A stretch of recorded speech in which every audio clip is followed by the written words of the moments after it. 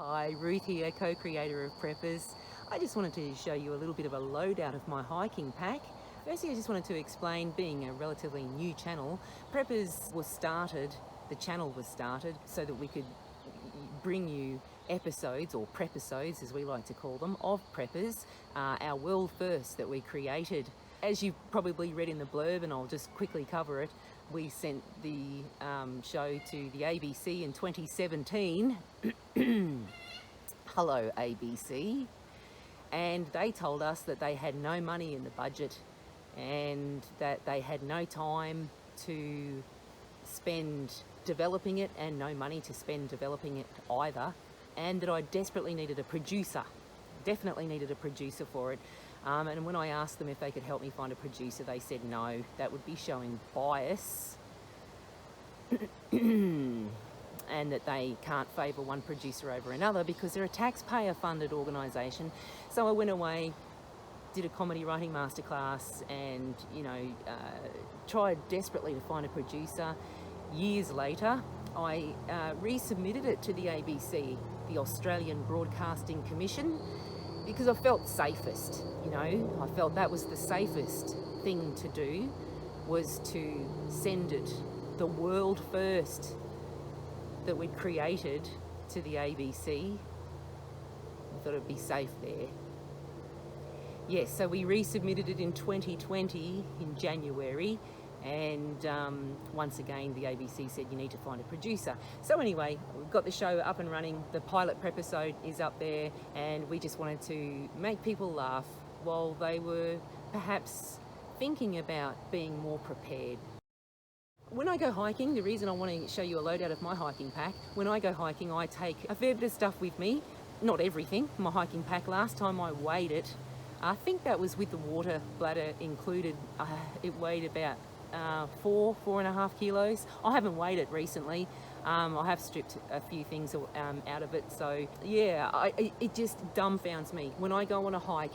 The longer hikes, I'm not talking 1, 2, 3 kilometres, but when I go on a longer hike and I see people set off in a pair of shoes, shorts, a t-shirt, and sometimes a bottle of water, I'm dumbfounded. What are they going to do? What are they going to do if they get lost? And they're stuck there for 1, 2, 3 nights, no facility to light a fire, nothing to signal anybody, because where I go, you don't get phone reception. In most of those big hikes, you don't get any phone reception. What are you going to do? How are you going to keep warm? How are you going to boil water for drinking? It's astounding to me. And I would be terrified setting out, and not having anything to help me survive. No food, no nothing, just a bottle of water. That's it. So I thought I would show you what I have in my hiking pack. So this is a Bolt 10. It's from High Range Outdoors, and I absolutely love this pack, and you'll probably see why as we go along. But on the outside of the pack, we'll start with the outside. I've got my stainless steel cup, obviously, for drinking water. Last hike I went on, I actually went for a hike last weekend, and this was annoying the absolute crap out of me. Sounded like a cow coming down the track. So I've got these web dominators, and I absolutely love these web dominators, and so I just used that to connect the handle to that as well, and it just completely stopped it. It didn't make any noise. In this torch pouch I keep what I call arse wipes. These little napkins, and they're so good. I'll show you how they work. They are so good when you're going hiking if you need to go to the toilet. All you do, add a little bit of water, and they come open like that, and you've got a fully biodegradable napkin there that you can use when you need to go to the dunny in the bush. So there's that. Put those down there and pick them up later. Obviously I have a raincoat. Got to have the trusty old raincoat. Started to rain on my last hike. This is called a Z seat. and it is so good. It is so light. I don't even think it weighs a gram, to be honest. It's so light. It's from Thermarest, and when you put it on a rock to sit down and eat your lunch or something on a cold rock, you can feel the warmth straight away. This is fantastic. I love this thing. It just makes hiking, when you stop for lunch, you know, or a coffee along the way, just makes hiking a little bit more comfortable. So in this top pocket, I have a compass. Please take a reading before you set out if you're going on a huge hike. This is a bit of a cheap compass, but take a reading, and then if you do get lost, at least, you know, if you don't know anything else, at least you know where you started, so you can head back that way. Snake bite bandages, so important. Please put them in every kit that you have, everywhere you go, even if you stick one in your handbag, ladies. I got bitten by an eastern brown a couple of years ago. I could feel 2 whacks on my leg, and I thought it was a stick. I thought like I had, you know, upended a stick and it had gone into my leg. And I saw the brown, and then I looked down and I realised that I'd had 2 bites. One of them whacked me, and then his tooth caught me the second time, and they were dry bites, so I was very lucky. You can still see where it was marked, where the bite was. These Bob Cooper bandages are excellent, and I also love these pressure bandages. Are fantastic. They're called Smart Bandage. You've got the rectangle there, and when you apply enough pressure, that will actually turn into a square, so you know that you've got enough pressure, or not too much pressure on the bite. They're really handy. Always have snake bite kits in your bag. A lighter. I've got lighters everywhere. Very important. Fire is very important. For warmth and sanitising water, we'll get to that a little bit later. Some hand sanitizer before I eat lunch and what have you. I have cotton balls if I do get stuck overnight. They make great tinder, pure cotton. I also have, I do have a water bladder which goes into the back pocket of my pack. I haven't got it in there at the moment, but there's a spare mouthpiece for that. I also have a little bag here. A friend kindly gifted me with some waterproof matches, and also windproof candles. They're those trick candles, you know how you can't, you put them on a birthday cake and you can't blow them out. Fantastic. Little additive to the kit.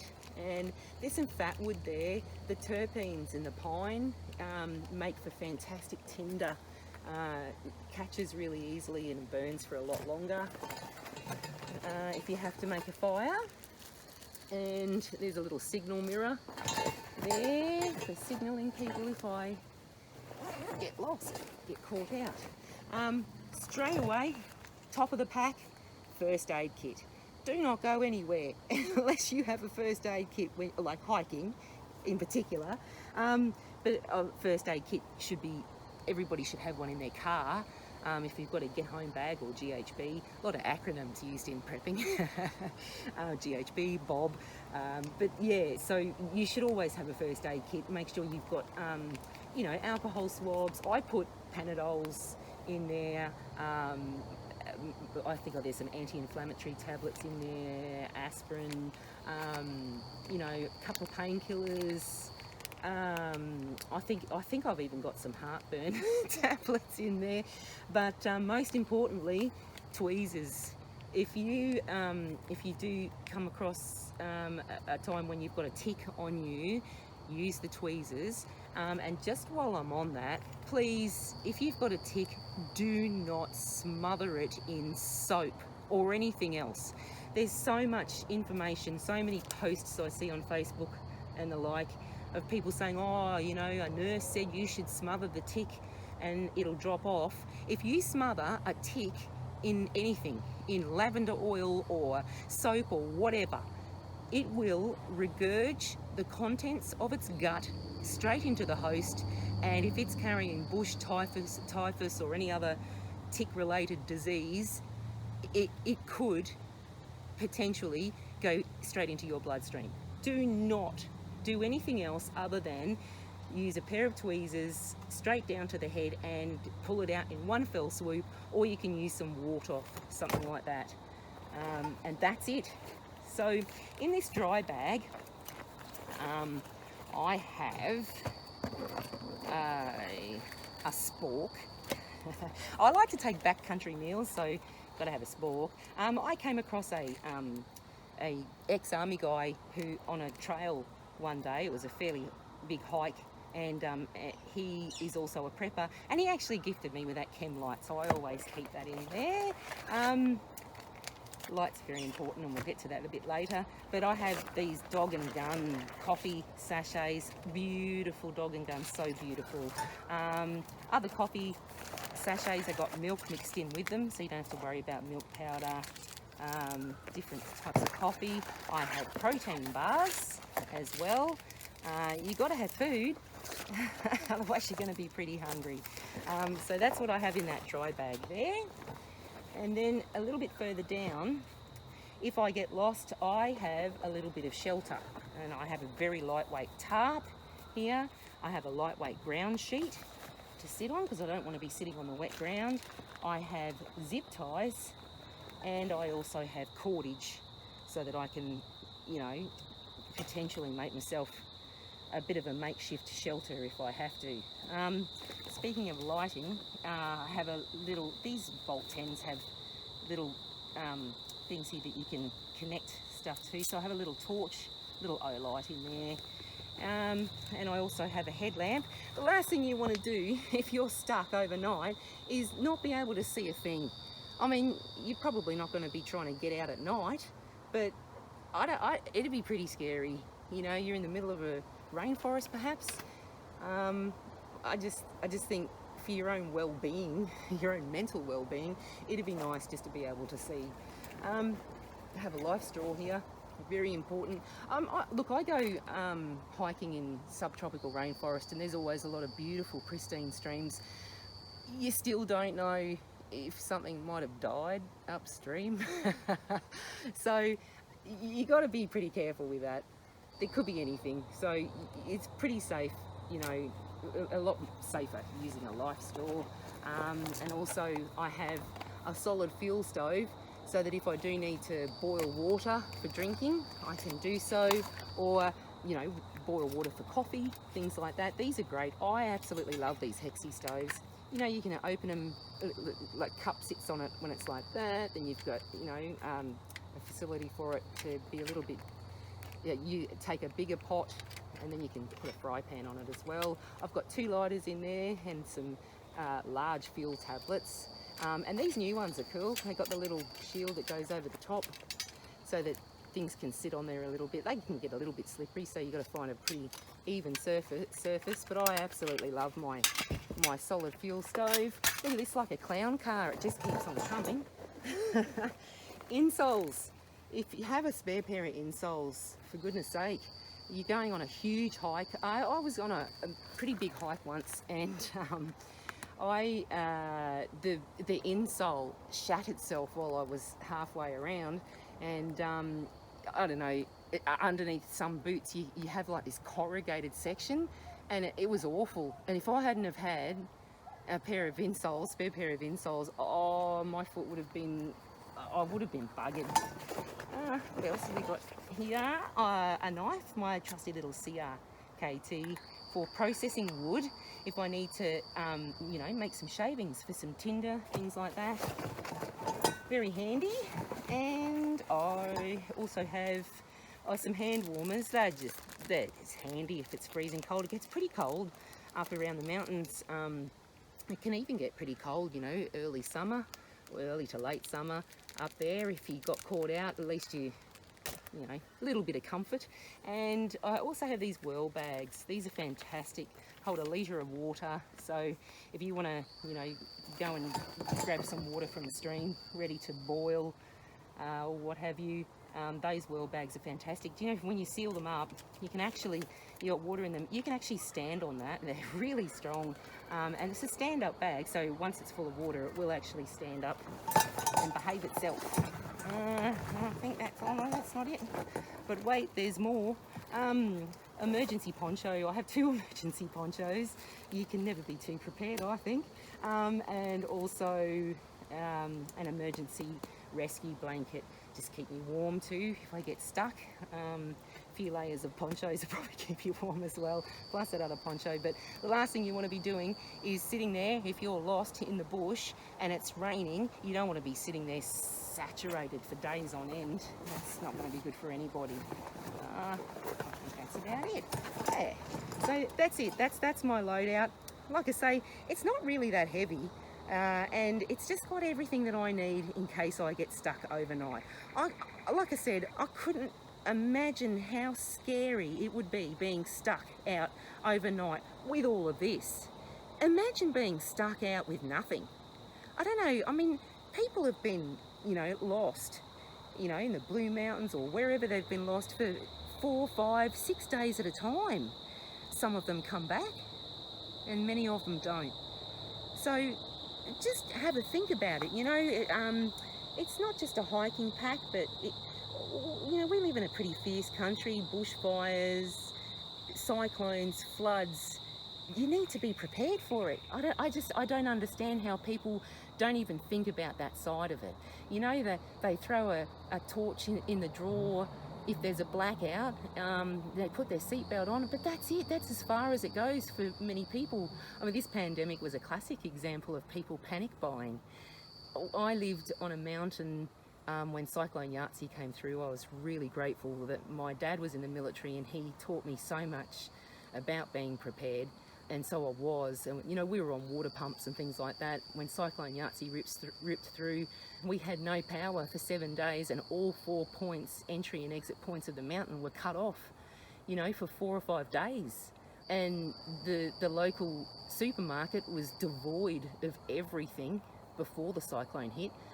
The government, I think they forgot about us. They didn't even think. We didn't get supplies, food and water, until 3 or 4 days into it. So, I mean, we're all pretty prepared up there, but we also made sure we went and checked on our elderly neighbours or all of our neighbours, not just the elderly.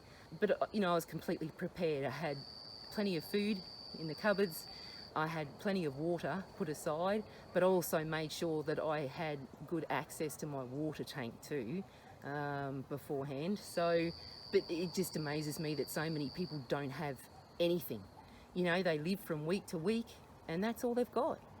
So just have a think about it. Have a think about next time if you are invited on a big hike or you do go hiking quite a bit and you don't even think about that side of it, please do. Please have a think about what would happen if you were stuck out, even if it's for 48 hours. What are you going to do? How are you going to survive that? Yeah, so next time I'll do a loadout of my GHB, I think, or my Bob, one of the two, or I'll do both of them as we go along. And I thought, yeah, it might be nice just to do little bits and pieces like this in between uploading new prepisodes. So hopefully we'll get to film prepisode 2 very soon. Everyone's very busy, and with COVID and everything, it is a little bit difficult, but we will get there, and we will bring another prepisode of laughs to you in the near future. Take care, and I'll talk to you soon.